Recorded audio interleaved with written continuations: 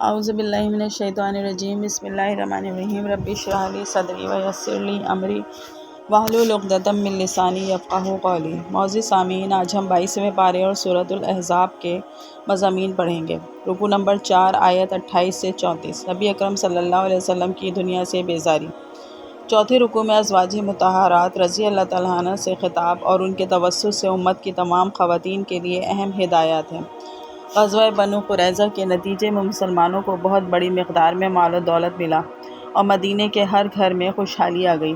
البتہ نبی اکرم صلی اللہ علیہ وسلم کے گھر میں اب بھی وہی فقر کا عالم تھا۔ ابھی چونکہ حجاب کا حکم نہیں آیا تھا، لہٰذا منافقین آپ صلی اللہ علیہ وسلم کے گھر پر آتے اور ازواج مطہرات رضی اللہ تعالیٰ عنہ کے سامنے ہمدرد بن کر فقر کی صورتحال پر افسوس کرتے، انہیں ترغیب دیتے کہ نبی صلی اللہ علیہ وسلم سے دنیاوی سہولیات فراہم کرنے کا مطالبہ کریں۔ جب ازواج رضی اللہ تعالیٰ عنہ نے ایسا مطالبہ کیا تو آپ صلی اللہ علیہ وسلم کو اس پر شدید دکھ ہوا۔ آپ صلی اللہ علیہ وسلم نے 1 ماہ تک ان سے علیحدگی اختیار کیے رکھی۔ 1 ماہ بعد ان کے سامنے 2 صورتیں رکھیں، ایک یہ کہ انہیں مال و متاع دے کر رخصت کر دیا جائے، کیونکہ نبی صلی اللہ علیہ وسلم کو ان دنیاوی سہولیات سے کوئی رغبت نہیں۔ دوسری یہ کہ اگر وہ اللہ اور رسول صلی اللہ علیہ وسلم اور آخرت کی طلبگار ہیں تو پھر نبی صلی اللہ علیہ وسلم کے ساتھ فقر کی اسی زندگی پر راضی رہیں۔ تمام ازواج نے دوسری صورت کو بخوشی قبول فرما لیا۔ ازواج رضی اللہ تعالیٰ عنہ کو باور کرایا گیا کہ ان پر اللہ کا خصوصی فضل ہے۔ اللہ نے انہیں اپنے حبیب صلی اللہ علیہ وسلم کی زوجیت میں آنے اور ان کی صحبت سے براہ راست فیض حاصل کرنے کا شرف بخشا ہے۔ اگر ازواج رضی اللہ تعالیٰ عنہ نے اپنے اس خصوصی مقام کا پاس نہ کیا تو ان کی کوتاہی پر اللہ کی طرف سے پکڑ 2 چند ہوگی۔ اسی طرح اگر انہوں نے اپنے خصوصی اعزاز کے شایان شان طرز عمل اختیار کیا تو ان کو اجر بھی 2 گنا دیا جائے گا۔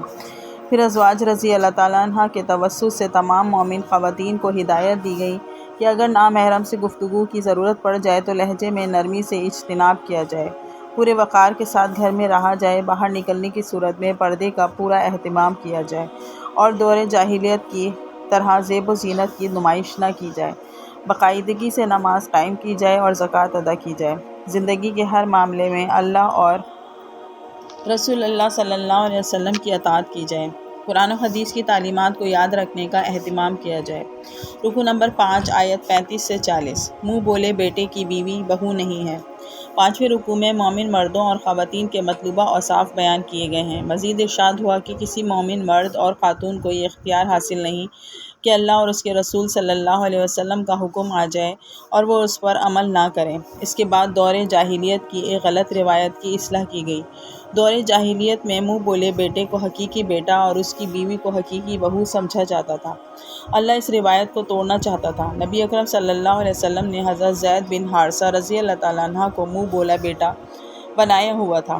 جب سورہ احزاب کی آیت 4 میں اس کی ممانعت آئی تو آپ صلی اللہ علیہ وسلم نے ان سے یہ رشتہ ختم کیا، پھر ان کی طلاق یافتہ زوجہ حضرت زینب بنت جحش رضی اللہ تعالیٰ عنہ سے نکاح کر کے جاہلیت کی روایت پر ضرب کاری لگا دی۔ آپ صلی اللہ علیہ وسلم آخری نبی ہیں۔ آپ صلی اللہ علیہ وسلم کے بعد کوئی اور نبی آنے والا نہیں جو آ کر اس روایت کو ختم کرتا۔ بلا شبہ لوگوں کی طرف سے شدید مخالفت کا اندیشہ تھا، لیکن اللہ نے نبی صلی اللہ علیہ وسلم کو متوجہ کیا کہ اللہ کے رسول صلی اللہ علیہ وسلم صرف اللہ سے ڈرتے ہیں، وہ لوگوں کے ڈر کی وجہ سے کسی جائز کام کو ترک نہیں کرتے۔ رکوع نمبر 6 آیت 41 سے 52۔ اللہ کا خوب ذکر کرو۔ چھٹے رکوع میں اہل ایمان کو تلقین کی گئی کہ وہ اللہ کا کثرت سے ذکر کریں اور صبح و شام اس کی تسبیح میں مشغول رہیں۔ اللہ ہر وقت ان پر رحمتوں کا نزول فرماتا رہتا ہے اور اس کے فرشتے بھی مومنوں کے حق میں دعائے رحمت کرتے رہتے ہیں۔ پھر نبی اکرم صلی اللہ علیہ وسلم کی شان بیان کی گئی کہ آپ صلی اللہ علیہ وسلم حق کی گواہی دینے والے، مومنوں کو بشارتیں دینے والے، نافرمانوں کو خبردار کرنے والے، اللہ کی طرف بلانے والے اور ہدایت کا روشن چراغ ہیں۔ آپ صلی اللہ علیہ وسلم کو حکم دیا گیا کہ مومنوں کو اللہ کی طرف سے بہت بڑے انعام کی خوشخبری سنا دیں، اس کے برعکس کافروں اور منافقوں کے دباؤ کو قبول نہ کریں اور نہ ہی ان کی گستاخیوں اور شرارتوں سے رنجیدہ ہوں۔ اللہ پر بھروسہ کر کے حق کے مشن کو استقامت کے ساتھ جاری و ساری رکھیں۔ رکوع نمبر 7 آیت 53 سے 58۔ پردے کا حکم۔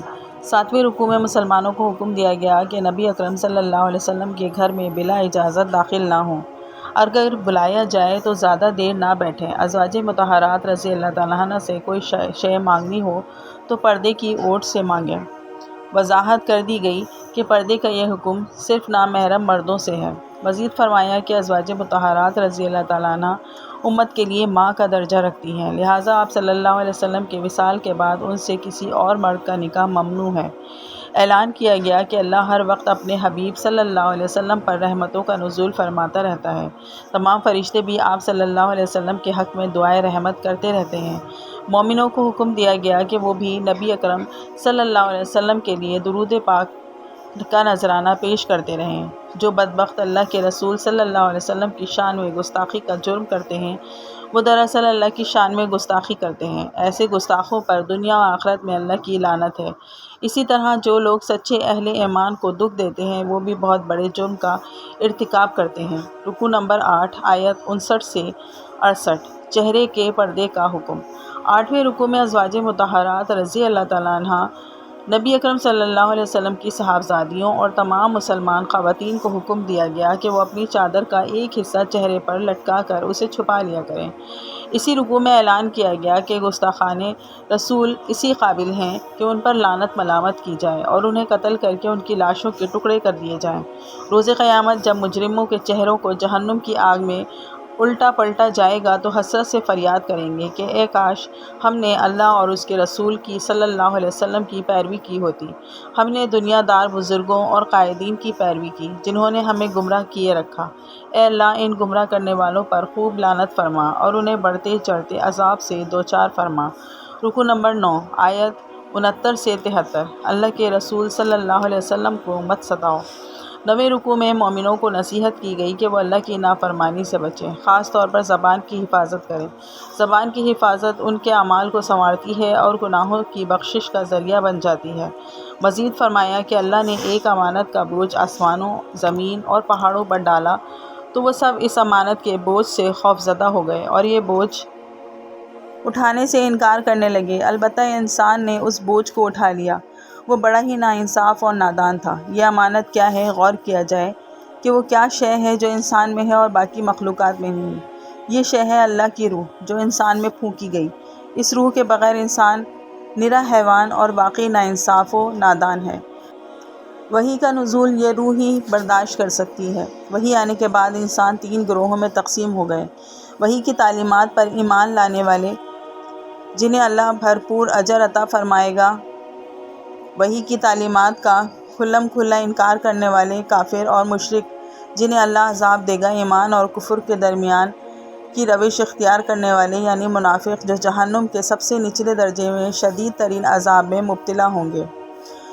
بسم اللہ الرحمن الرحیم۔